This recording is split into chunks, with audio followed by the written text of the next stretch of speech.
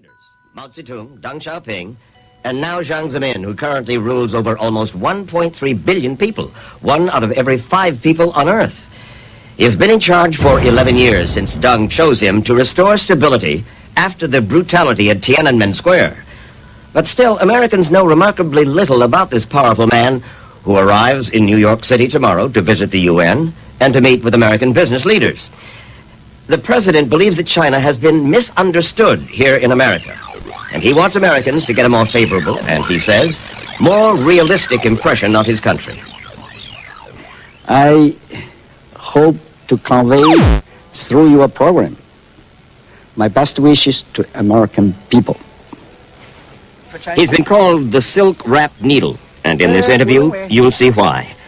For several years, we'd been asking to sit down with him. Finally, the president invited us to China and told us he was willing to answer any question. In a recent headline in your government, or one of your government newspapers, China Daily, the paper called the U.S. a threat to world peace. Do you feel that way? That the United States is a threat to world peace? Candidly speaking, maybe it is because of the economic power and leading edge in science and technology that the United States enjoys, that more often than not, it tends to overestimate itself and its position in the world. But today, I want to convey a nice message to the American people, so I don't want to use too many tough words in our talk. Al Gore, George W. Bush, one of them is going to be president of the United States, while you are president of China. If they are watching right now, what would you want to say to them about future U.S. relations with China? I have a lot of friends among the leaders of both parties, Republicans and Democrats. So you give money to both their campaigns? Are you just joking? We have never done such things. I have read the campaign platforms of both parties, and I believe whoever becomes president will try to improve the friendly relations between China and the United States, for this is in the strategic interest of the whole world. Someone asked me not to pay attention to unfriendly remarks candidates might make about China during the campaign, because once elected, they will be friendly. I only hope that's true. The president had agreed to give short answers so that we could cover more ground, and when I reminded him about it, he was ready for me. But I think my answer is roughly the same length as your question. I know it. That's absolutely true.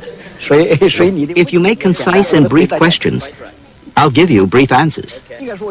This was the first time Western television cameras had been allowed inside the president's summer compound on the beach at the resort town of Badaiha. It has been called China's Camp David. This is where the country's leaders meet in private every August to develop their plans for the coming year. The president agreed to speak candidly with us, so we asked him to tell us candidly.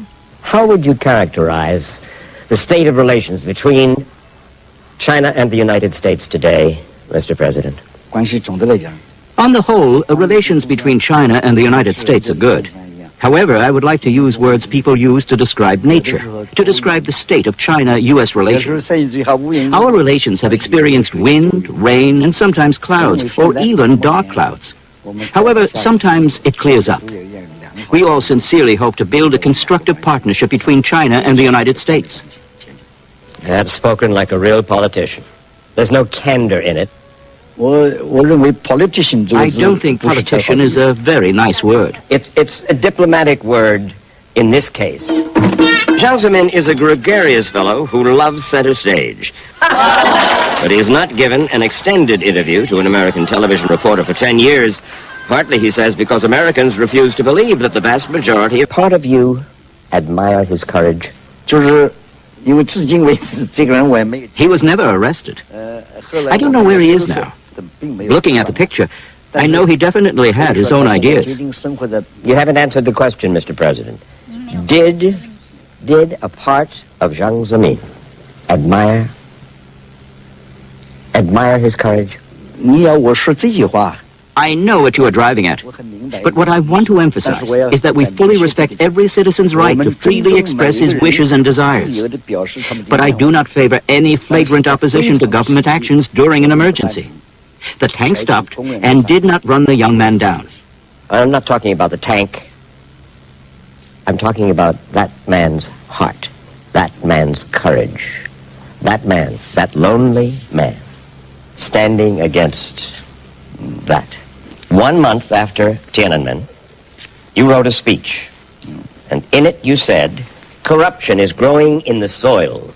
If all our party and our government organs use their power to seek material benefits, isn't this just like fleecing the people in broad daylight? Those students in Tiananmen had also been protesting against the corruption that you talked about. So apparently they did have some effect on you and on your party. I hate corruption. You are right that during the 1989 disturbance, students were chanting slogans against corruption. So on this specific point, the party shares the same position as the students. As an aside, and to underline his credentials as a student demonstrator in times past, the president himself sang a protest song that he'd used back in 1943 against Japanese troops who were occupying parts of China.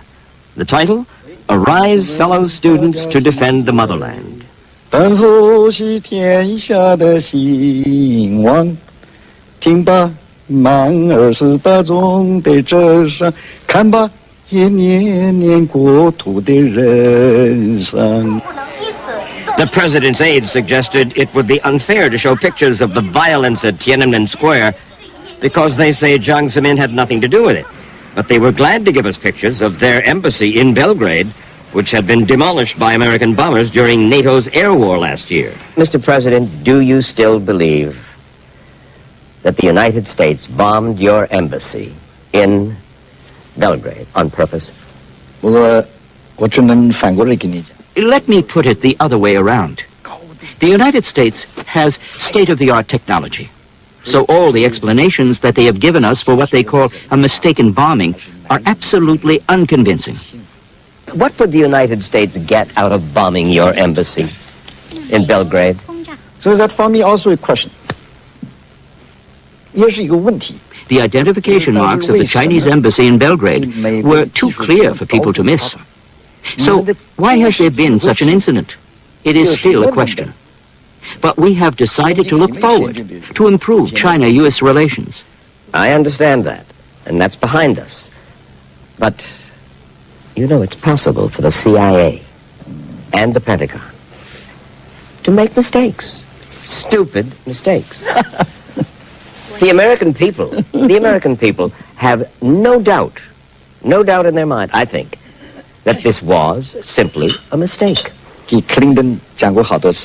President Clinton apologized to me for the bombing many times on the telephone.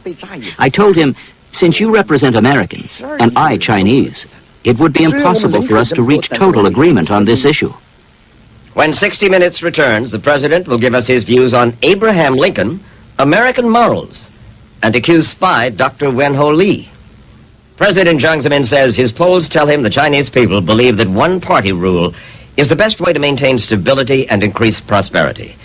And while the president is 74 and scheduled to step down in less than 3 years, he has indicated that he might stay on beyond that. His unfulfilled dream, of course, is to unite Taiwan with the mainland. And he told us that he would fly to Taiwan himself for unification talks if Taiwan were to agree in advance that it is part of China, which so far Taiwan has been unwilling to do. We asked the president about that Taiwan-born scientist who's become a source of some controversy in the United States and